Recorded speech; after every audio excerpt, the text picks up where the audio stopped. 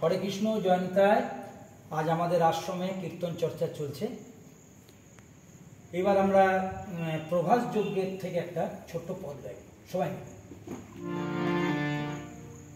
বৃন্দাবনে নাই কৃষ্ণ, মথুরাতেও না, বৃন্দাবনে নাই কৃষ্ণ, মথুরাতে নাই, বৃন্দাবনে নাই কৃষ্ণ, মথুরাতেও নাই, বৃন্দাবনে নাই কৃষ্ণ, মথুরাতে নাই, মথুরাতে নাই গো কৃষ্ণ, মায়ের কোলেও নাই, মথুরাতে নাই কৃষ্ণ, মায়ের কোলে নাই, মথুরাতে নাই গো কৃষ্ণ, মায়ের